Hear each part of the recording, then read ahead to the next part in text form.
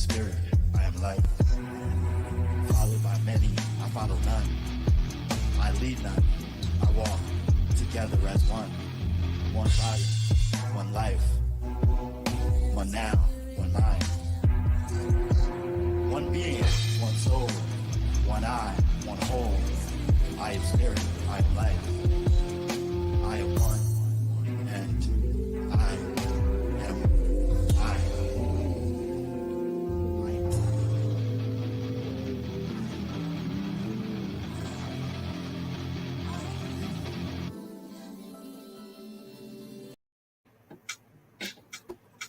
Greetings and good vibes, everyone. Welcome back to the Leon Block. I'm your guy, John Tell, joined with co-host Meg. We're back with another episode. How you doing today, Meg? Where am I, man? I'm doing fantastic. How are you doing, love? I'm feeling pretty blah, I'm not gonna lie, but the news still goes on. Today, it's not really about the news. I just felt the itch to bring some knowledge to y'all because I was watching a Democracy Now! Episode that reminded me of some stuff that I've been reminded of pretty much my whole life. Being born in Coatesville, which is about 35 minutes west of Philly. I got family in Philly. I was always in Philly, you know what I mean? And I was always told about the Black Bottom. So it's something that I want to dig into and talk about today.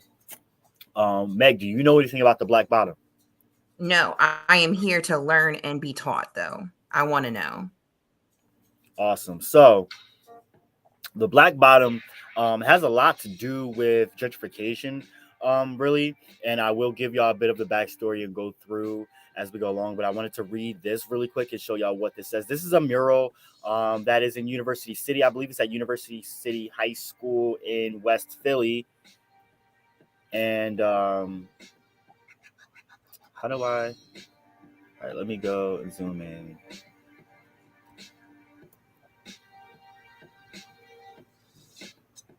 The Black Bottom was a predominantly African-American community that once existed between 32nd and 40th Streets and between Walnut and Lancaster Streets, roughly in these boundaries in, again, West Philadelphia. It was a community based on loyalty, trust, and respect, and it was born of economic adversity, but based on love. Their love was for their community and its members, and they cared for each other as family. Everyone was helpful to one another. The children were raised together with pride in their hearts and pride for their community. Prejudice was a stranger to the people of the Black Bottom. The walls of the community were torn down to make way for urban renewal. However, the sense of community was planted in the hearts of the members, proving that a community can thrive even in a field of barren ground. Resistance did not prevent their neighborhood from being physically destroyed, but resistance preserved it in their memories. Even today, the Black community from the Black Bottom still meets every year on the last Sunday of August for the Black Bottom reunion at Fairmount Park. And it is the largest neighborhood gathering in the history of Philadelphia. Growing up, I was always told about the Black Bottom. Always told, the university took over this area, this lands. It was always, Black people living here respectably, trying to make a living for themselves, and they were constantly pushed out over the years. Remember where you come from, John Tell. Like, I was always told stories about this. What could have been of the Black Bottom had this neighborhood not been destroyed to what it's been destroyed to today. And, you think about anything from Mantua to Haddington to Cobbs Creek essentially was the Black Bottom. Anything that University City is now is what the Black Bottom was from the up until the 1960s. About the 1920s to the 1960s is essentially the time frame that the Black Bottom thrived in. And after 1960 was when they called it in the name of urban renewal, but it was really just universities, whether it was Drexel University, University of Penn, really consolidating it and meeting halfway, converging towards market, and kind of annexing all of the homes in such a way. Not to mention the Schuylkill Expressway also helped to decimate the Black Bottom as well. So, Democracy Now! Did a piece on a bit of the Black Bottom, and different people that talk about it as well. I wanted to touch on, my understanding and recollection of the Black Bottom and what I was told by family members growing up, what I was to understand as a Black person as to like what was taken away from us as a group of people, and that was my understanding of what of essentially what gentrification was, because I didn't have um, a great understanding of gentrification. People didn't really explain to me the totality of what gentrification was necessarily. They basically explained it through the story of the Black Bottom to me. um, Thank you, brother, I appreciate it. Not really, but the show goes on. Yeah, so this is the a map of the traditional roundabout borders of the Black Bottom, and these are disputed, but these are um, the general borders of what we know as the Black Bottom today. Um, Now, I do want to get into a clip of a Black historian who where's that? Who talks a little bit about um, growing up in the Black Bottom, moving there from I think he said Wilmington, Delaware, but don't quote me.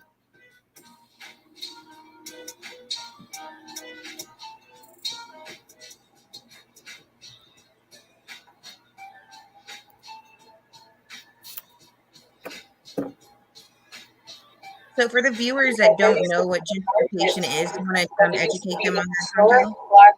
Would you say, Meg? For the viewers that don't know what gentrification is, do you want to educate them on that as well?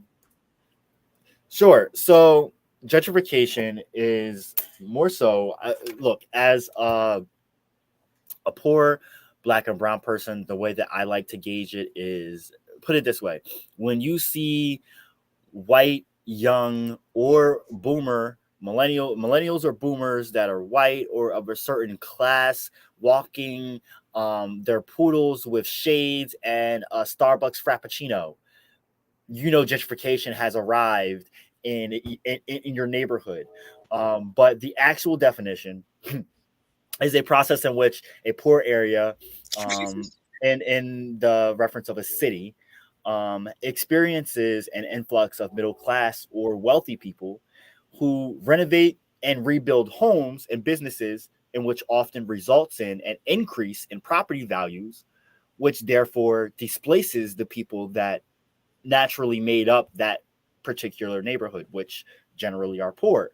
Um, Leading to a downward spiral or an upward spiral, however, whatever you are perceiving it as, whether you're a gentrifier or a poor person, an upward spiral or a downward spiral into a cycle that just gets bigger and bigger and bigger. If you're a poor person living, or if you're a poor Black or brown person living in a poor Black or brown, heavily populated urban area, i.e., a redlined community, and you've always grown up living under food apartheid, not having adequate food or a grocery store that you can get the proper diet from, right?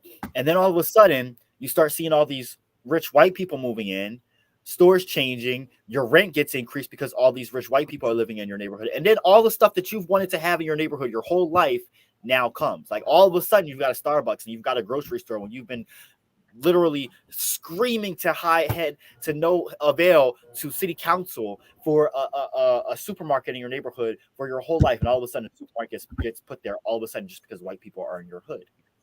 This is happening in my hood actually as I speak. I've been watching it happen for the past 2 years, and in another 2 years we will likely have a bunch of shops and businesses in my neighborhood that will drive the property values up way more than they already have went in the past 2 years.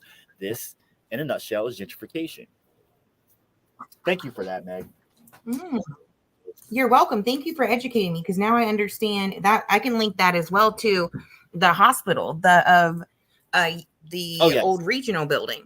If you think about it, and I was actually told this as well, like all of the property value, which holds, houses, city council members, and things like that, went up around, the closure of that hospital. So not fair, but we continue on. You know what? None of this is ever fair, and they don't care. That it has nothing to do with fairness. It has everything to do with um, class taking Money. over and Right. screwing us in the end. It has nothing to do with our feelings or wants at all. You Right. No think about it, fairness. No. Yeah. and we go back to the start of when the black bottom started getting decimated. Um, uh, the age of like urban renewal and all that stuff that they so-called claimed, the 1960s. It was also the era of white flight when whites fled, and the Philly was the first place where this happened. The groundwork of when this started taking place. Uh, People started moving from inner city Philly. Um, to the outskirts of the city, creating the country's in the world's essentially first suburbs. And a lot of people are familiar with Levittown. That was a byproduct of this. Um, White people left and took money with them, and now they're coming back and bringing money with them. And it's like they just do what they want with as they please and just destroy things in their wake wherever they go, and they don't care about um, how things are left when they leave. Mm-hmm. But yet you want to complain about the same place that you left a generation later, a generation before. Now you're coming back and you want to complain that it's not up to par. And you want to do things that you just push people away, just push them out. It's getting my gears are getting grinded. Let me calm down a bit. Let me go ahead and go to this clip via WHYY and this amazing historian. Bottom neighborhood. We're going to be walking around with Dr. Walter Palmer. He's going to tell us what it was like and also how to keep the memory alive. But that corner signifies the black bottom. Every neighborhood and every community, particularly urban centers, have a corner. Most folks don't know that. It's like having colors in a sport.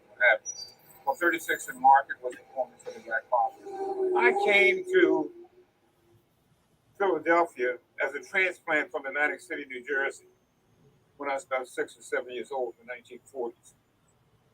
And so all of my childhood life was in the black bottom. I remember about the black bottom, what impressed me was how the older guys would take care and protect the community. And I always wanted to be one of those guys who did it. They're called the warlords. By the time I was 14 years old, I was a junior warlord. By the time I was 16 years old, I was the warlord. This is where I was raised, 3645 Market Street. We were on welfare when my father died. And it's ironic, I teach in the University of Pennsylvania Graduate School of Social Work. Wow. Where I try to tell people the experience of what it's like to be feeling intruded by social workers, people who invade your privacy, etc. Directly across the street from me was Walker's Pool. We had several little bars. These were really neighborhood community bars where people met and gathered, right, at the end of the day, work day, or somehow they wind up waiting for the weekends to sort of party and hang out.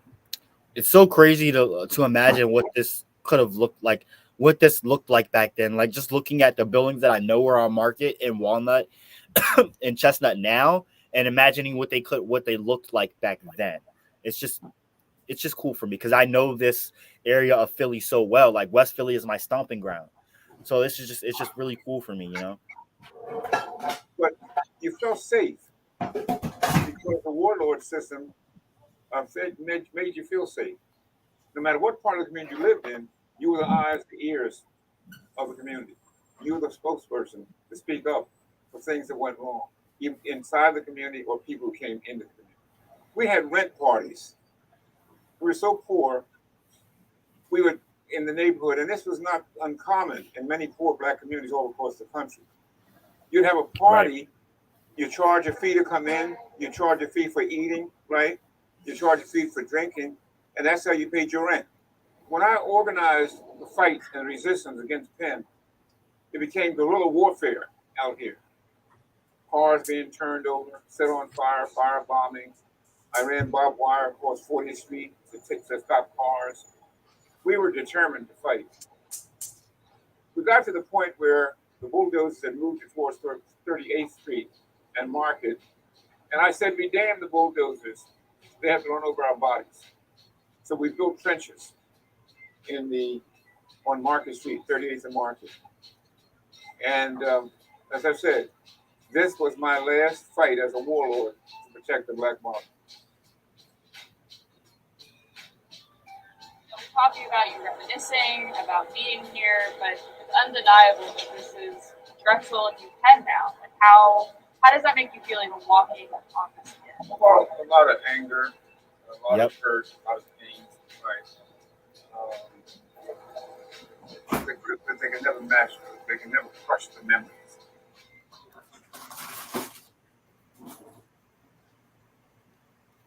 So yeah, that is just one little piece that I have for y'all. Oh, wrong one. Sorry, tripping a finger. That I wanted to share with y'all, but that's just an account for one person. Again, they meet every last Sunday of August every year. So hopefully next year I can mark it on my calendar and make sure that I make it there. I knew that it happened every year. I just didn't know when exactly at the end of the summer that it happened. So now that I can remember and have that written down, we will try and make it there next year so we can film, interview some folks, get some more information about the Black Bottom for y'all. I've been for quite some time I don't have them now, but I did used to have a bunch of different maps depicting West Philly and what it looked like in the day. I love stuff like this. Yes, me too. Knowledge is power. Facts. Democracy Now did a piece on not necessarily Black Bottom, but well, yes, the Black Bottom is included. It also has to do with the gentrification part of it as well, and the University City townhomes and eviction. So take a look at this. DemocracyNow.org, the War and Peace Report. I'm Amy Goodman with Juan Gonzalez. As we turn now to Philadelphia and a campaign to stop the displacement of people who live in affordable housing in a complex called University City Townhomes that's located in the now largely gentrified area of University City around the University of Pennsylvania and Drexel University. The neighborhood was once known as Black Bottom. The complex was built to provide affordable housing for the predominantly Black and brown families and low-income seniors who lived there for years and were displaced by the university's buildings. For 4 decades, the property owner, Ibid Associates, contracted with the U.S. Department of Housing and Urban Development to run University City townhomes and now plans to redevelop the property. The owner ordered all residents to leave by October 7th, but announced Monday that it reached an agreement with the company to extend with HUD to extend its contract through the end of the year. Residents want a commitment to keep the complex affordable instead of being displaced. They've held months of encampments and protests, and Bishop Barber, president of Repairers of the Breach and co-chair of the Poor People's Campaign, recently came to draw national attention to the crisis and may well go back. Many residents facing eviction from the University City Townhomes complex have lived there their whole lives. We're joined now by 2 residents, along with Bishop Barber, who says he may move in with them for a few days. In Philadelphia, Rashid Alexander, resident leader and organizer with the UC Townhomes, who's lived there for 14 years, and Sheldon Davids, resident leader and organizer with the UC Townhomes, who's been a member of UC Townhomes community for 13 years. His elderly mother-in-law has lived there for 40 years. Rashida Alexander, let's begin with you. You have raised your children there. Talk about the neighborhood and what exactly has happened. You've also won a victory, a slight extension from eviction, though you're fighting to make that permanent. Yes, so I came out of homelessness and became a resident at University City Townhomes. I've raised my daughter, who's now 17.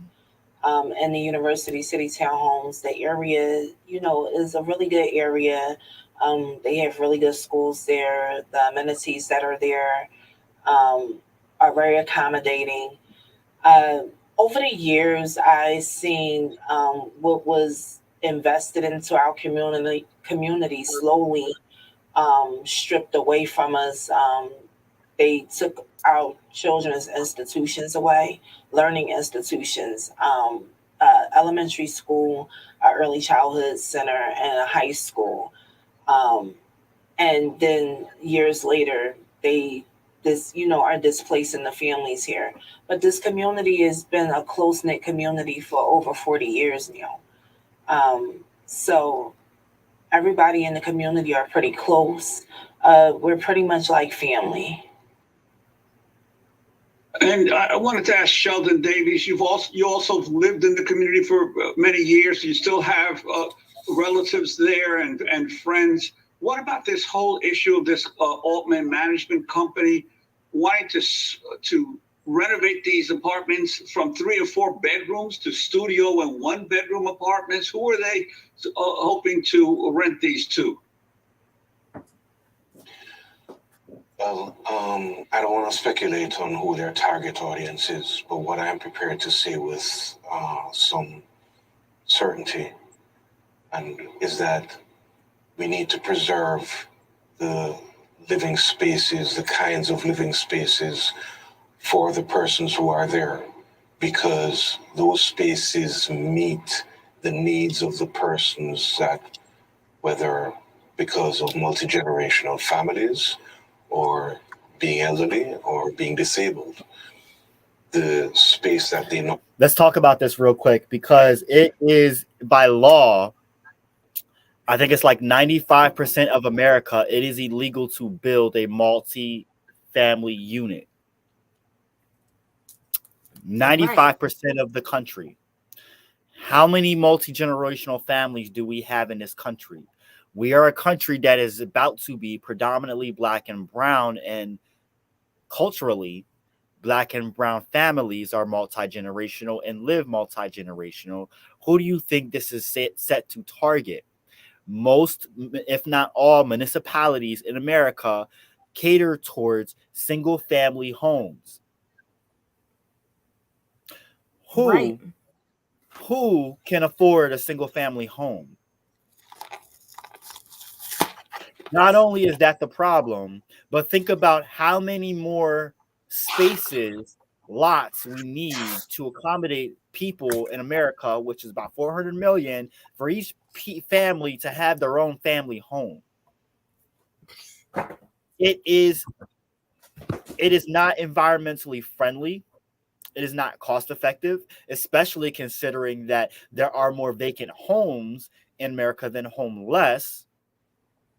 Right. Think about this. Like, houses are getting bought up by Chinese here in America for status symbol and sitting vacant. Homes, whole apartment buildings and towers and high rises and skyscrapers are getting built up. Whole downtown Charlotte, apartments are going up for $7,000 a month, and they're remaining vacant because no one can afford them. And guess who are buying them? Not Americans. And the ones that can buy them are the ones that don't even want them just to show a status symbol. Whole communities are getting pushed out of their homes, multi-generational homes and communities, for no reason, essentially. Except to make the rich richer and the poor poorer.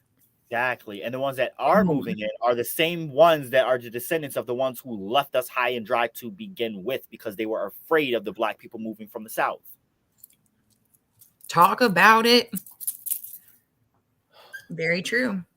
It's sad, it's troubling, it's disgusting. I'm tired of the cycle, and I'm trying to point it out so that people can take note. This is one of many, many, many stories. I just had to point that out real quick because they touched on it.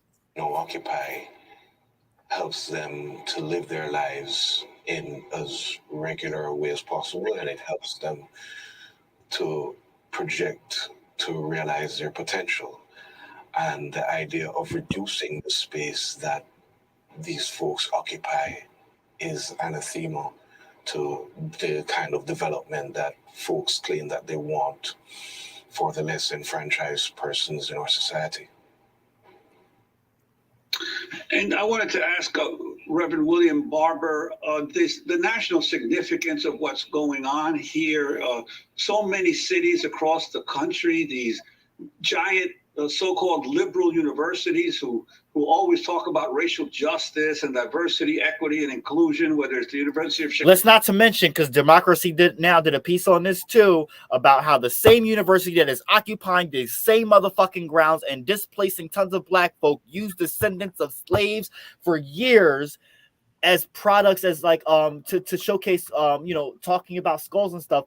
Didn't disclose this to people until recently, and wouldn't hand over those skulls back to the people who properly they belong to. What? Didn't know about this. No, bro. Oh my goodness. Okay, we got to go back. I got to find an episode and go back to that too. It's a whole travesty. The shit that our communities are done to us. And I believe it wasn't just University of Pennsylvania either. I believe it was Temple as well. Don't quote me. We're gonna have to go back to that and talk about this. We're gonna keep following this story, mind you, because there's so much I could touch on when it comes to Philadelphia, when it comes to racial segregation, when it comes to black folk, when it comes to migration trends and everything else and the like, but also gentrification and the story of black bodies being used as a means of story lessons in class and at university. This was a hot topic that went on earlier this year. So once I find the previous episodes, I will definitely bring it up and we'll do another episode about that too. But I just had to touch on that real quick. Chicago, yes. Columbia University in New York, Temple University in North Philly, right. Johns Hopkins in Baltimore. Right. They are all gentrifying the neighborhoods around them and pushing out more black and brown residents. And poor people. Let's be real. This is poor. Don't even get me started. Don't even get me started. Shout out to Bishop Barber. Don't even get me started on Howard University in DC and how it's the campus is getting gentrified by a bunch of white young gentrifiers, and they'll literally walk their dogs on the lawn while these young black students are reading and studying and have their dogs shit on the very grass and not even think anything. Oh, you should move your campus. What? This is a historic HBCU that has been here for hundreds of years, and you think we should move? You came here. How about you go back where the fuck you came from, bitch? Exactly. Preach, honey. Black and brown, poor white, poor low income. These are not and working poor. These are persons who get a subsidy for the rent. But remember, this same community was displaced 40 years ago. Now they're trying to displace them again. And universities, I'll say it like UPenn and Drexel, any of those universities need to be ashamed of themselves. They should shut down their departments of sociology and political science and law if they're not going to stand by communities just like this. This should be a model community. They should be talking about how to make sure all of the children in these communities can go free to these schools rather than how to displace them. We know that in Pennsylvania, for instance, working at a minimum wage, you have to work 103 hours a week just to afford a basic 2-bedroom apartment. Talk about it, Barber. 2.5 million workers make under $15 an hour. What we know is that these tenants have been fighting 11 months of tenant organizing. They had a 31-day protest encampment in July. Now 40-some faith leaders have signed on to a letter saying to the mayor, meet with it, because the mayor said, I'm not going to meet with you. They are calling on their state senator to pledge that state money towards saving townhomes and other Section 8, because the new C townhome is the first. It'll be like a domino effect if we're not careful, and they'll be removing all of them. This is a place where poor and low-wealth folk have access to premier health care, premier jobs, premier education. It should be a model for the nation and not a model for destruction. The tenants have also figured out a way with other advocates to create a way to save it, to create a special fund. That's what we should be talking about, how to preserve for families with disabilities, for parents, for residents, for people who've been there for the longest time. And it's happening around the country, this kind of displacement and throwing people out on the street. We're in a situation where we already know that millions of people live on the brink of homelessness every night in America. We know that 40% of all Pennsylvanians are poor and low income. This should be a political issue. The people running for candidate, running for the Senate in Pennsylvania should be saying where they stand with these citizens. But what we know is the citizens are not going to give up. Gentrification kills. It kills black and brown people. And I don't think people understand. Every time I see a white person with shades walking a dog on my block, I scoff at them and look at them with disgust. I don't care. Why are you here? Do you understand what you're contributing to? I understood what I contributed to when I moved here because I'm not from here. I knew the part that I played and I stay in my lane, in my place. I'm not from here. And I hold a certain level of privilege, and I understand that. I'm sorry, the gentrification kills caught me. Um, You're yeah, good, babe. We can talk about it for sure, so people know and have knowledge on these situations. you got something you want to speak on, quick, Meg? I love Bishop Barber, just for Fact. sure, with the Poor People's Campaign. I would love to have him on our show. I actually Yes. messaged, I reached out to some people that I know, in So, hopes that we could possibly get him yeah, on the show to talk I've about met, I've had the pleasure of meeting him earlier this summer because I got to speak right before he got to speak at Reservoir Park. And Yes. yeah, and so it was such a pleasure to be able to speak right before him. I would love to have him on the show. If he can keep going and traveling and doing the things that he does, in the conditions that he is in sometimes, then Right. I can continue to have my voice and speak my truth as well. So he's definitely an inspiration to me, and he always speaks nothing but the truth. Yes, 100%. I was told to reach out to him, give him an invite to our show, and see if he answers. Oh yeah, So I we're don't on it. I don't see why he wouldn't. I don't Yes, see why he wouldn't. Yeah, 100%. shout out to Bishop Barber and the Put People First team and the Poor People's Campaign organization as well. We would love to talk with y'all and have Bishop Barber on as well. And what is her name? Reverend Liz. Liz Harris. Yes, we gotta have her on too. Theo Yes, Harris, both. yes, Theo Harris, yes. They're both of them are amazing, powerful people that have a lot to say when it comes to just understanding the struggle, but they bring the facts, which is always really great. Which is why I love seeing them on Democracy Now all the time.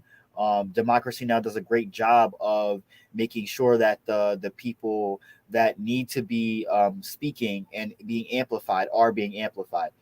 Excuse me, which is why I cover Democracy Now so much in the things that they talk about because they're the only one of the few media entities that I see actually, asking the people who need to be at the forefront speaking on issues, what is going on and how people feel about whatever. Right. So that means a lot. Yeah, so hold on a second. I want to really quick let me get rid of Bishop Barber's face there. I do want to go and pivot back to the Black Bottom. So again, that is for those who are familiar. The Black Bottom is a neighborhood that came about in eastern West Philly. So it borders the Schuylkill River and Center City. And that neighborhood came to be because as more affluent whites and more affluent Philadelphians moved deeper into West Philly, they moved deeper into western West Philly and left the eastern half of West Philly in decline. And it became more affordable for blacks who were just coming from the South to find living spaces. It also had a close proximity to a lot of things. Before Philly became an actual city, before Philly consolidated all the surrounding townships and municipalities into a city in 1854, the area was known for stagecoach and cattle businesses. Mhm. After the Civil War is when it became like an affluent streetcar suburbs. But now what we know as of those suburbs became essentially the main line. And that's a whole nother episode that I'll get into because the main line is a whole episode in its own that I'd love to talk to y'all about. Um, I know I say a lot, and I've got to stop. Holy fuck. So You're after you're good. after World War One, the wealthier residents moved, to the main line, and that gave space for again black folks to move into that space, and take up space there. But it was when the civil rights era came along, and whites used urban blight and the need for urban renewal as justification to decimate communities of color. Uh, that were already redlined. As if that wasn't, bad enough, they utilized these means to further decimate communities that actually were indeed thriving, just not their standards because it wasn't the color that they wanted. And at about 1920, the University of Pennsylvania had expanded as far north as Walnut Street. And by 1969, University of Penn, Drexel University, University of Sciences of Philadelphia, and the Presbyterian Hospital sought to create large-scale redevelopment in that area to eradicate quote blight and develop a university city neighborhood of residences and services for students, faculty, and staff. And they created like a coalition together to essentially create a force to be reckoned with so that they could get whatever they wanted done.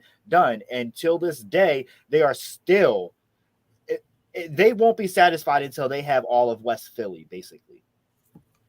And we seen last week firsthand like what's happening in Philly as far as the gun violence goes. And I feel like that definitely has something, a lot to do with it, is gentrification. Yeah. Yeah, they utilize crime to justify why gentrification is good for those specific areas, which fuels gentrification even further. Because if you're because people are looking at the most blighted places and saying "fuck the crime," it's cheap. We're gonna buy that up, Right. and then you've got young white hipsters like, oh, I'm living in a hard crime area. I've got a notch of badass on my belt. I can thrive in this area.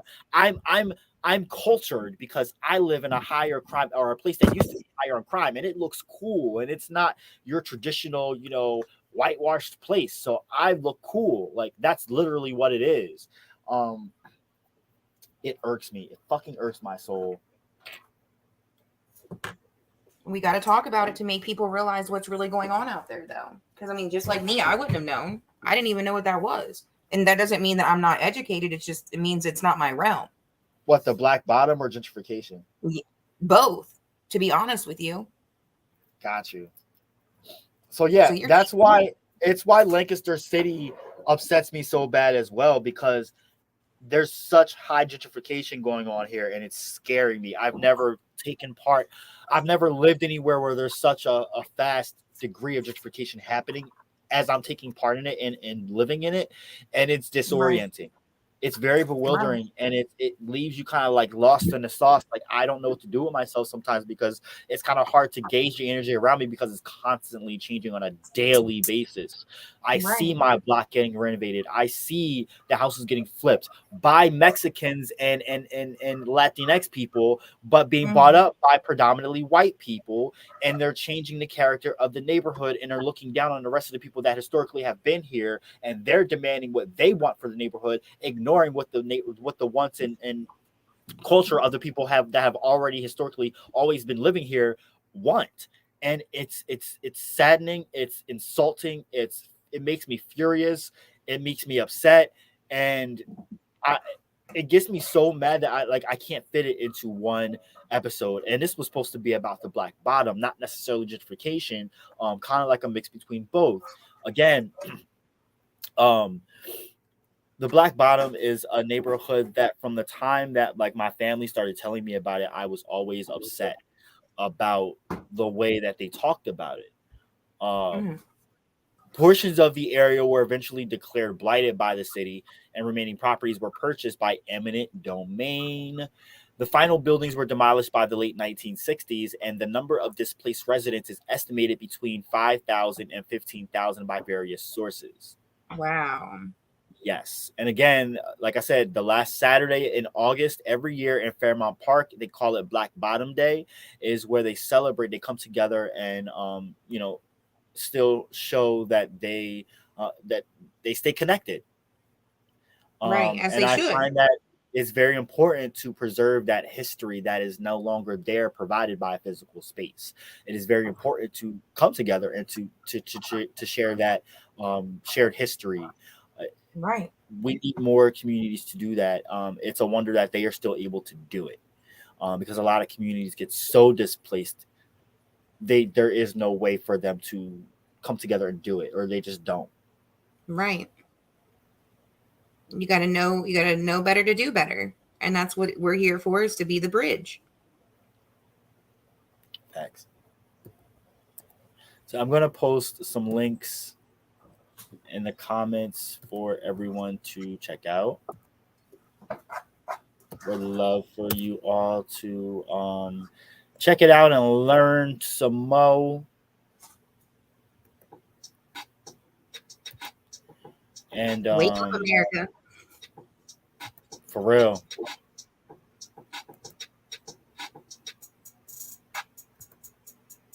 So yeah, oh yeah, here's I want to put this link in here too. The Black Bottom is a story that is near and dear to me, that I associate with gentrification and whatnot. But I'm pretty positive that there's got to be a story of similar caliber if you are a person of color in your neck of the woods, if you are an American. So definitely shout us out or reach out to us and let us know what your stories are of relevance that pertain to something similar to the Black Bottom.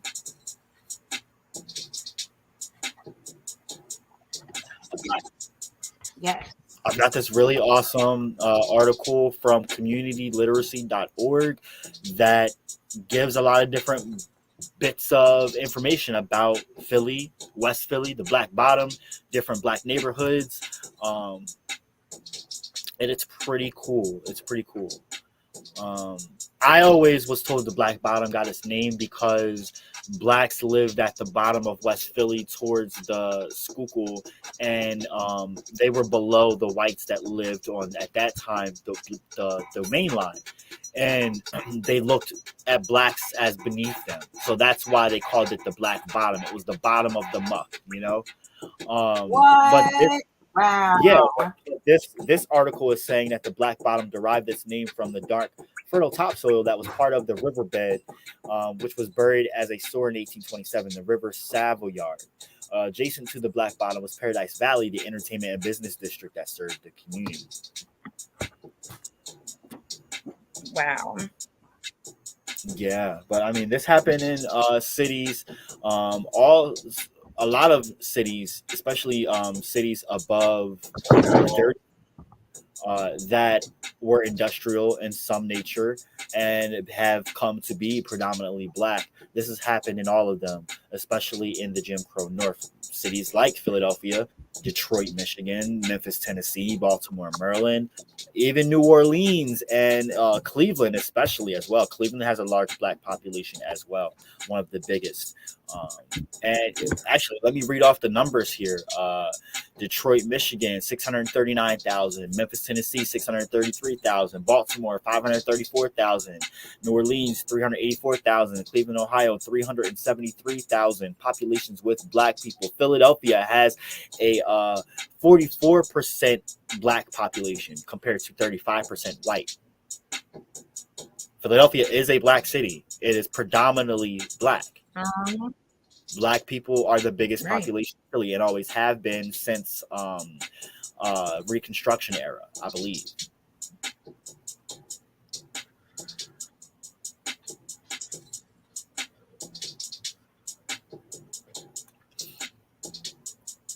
I'm vibing with the music. I know, I was too. I'm not even gonna lie.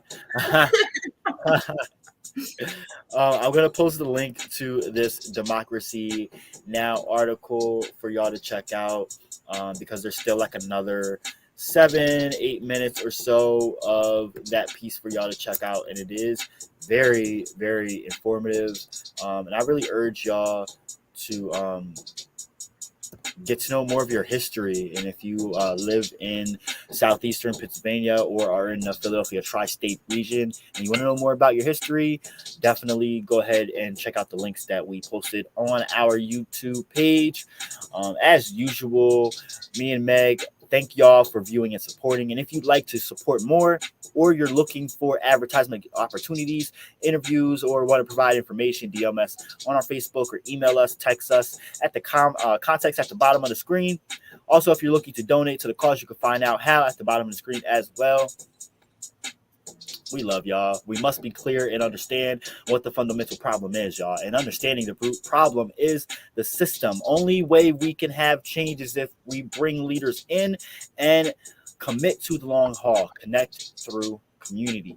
You, the media, you are the media. And it's what helps us grow by donating or sharing the stream. If you want real, raw news, as we all want, we've got to do it ourselves. Being informed is important, and without information, true and real information, we are left in the dark and with a weak spot.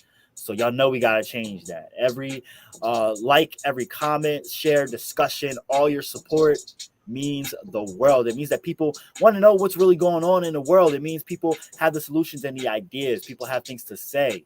And the Leon Block is here to be your platform, your mic, and your voice. The Leon Block Independent Media Group is a grassroots independent media platform by the people seeking to fill the gaps news deserts have created.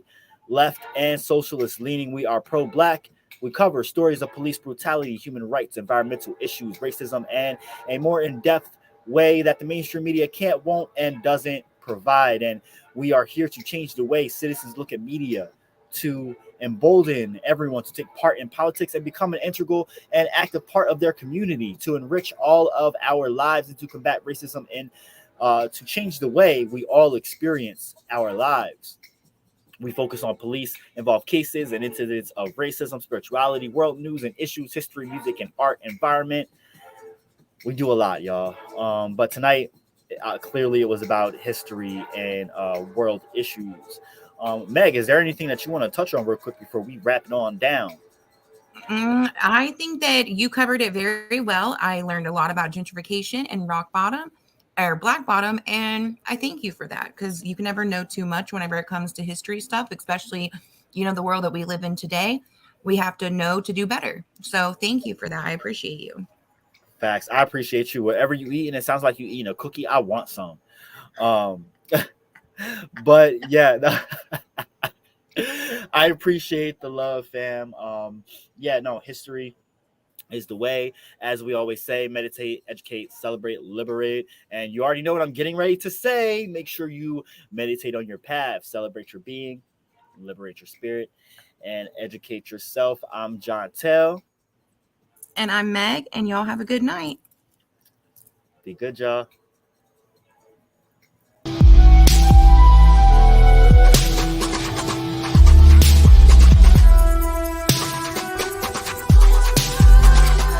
I am here to feed my soul. I walk alone to ensure the energy can flow. And in this life and path and journey, control. I am living, thriving, breathing chi. Living, thriving, being free.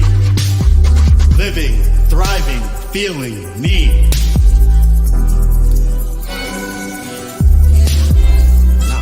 When I say I'm hungry, I got nothing to lose. I've been hungry, you was just confused. Now it's clear this bruised and used dude is on cue. Set up my own table, ready to cook some gourmet food. I know, I feel the new coming through. Just gotta sit tight, make moves, and trust my process makes me new. Optimism, positivity,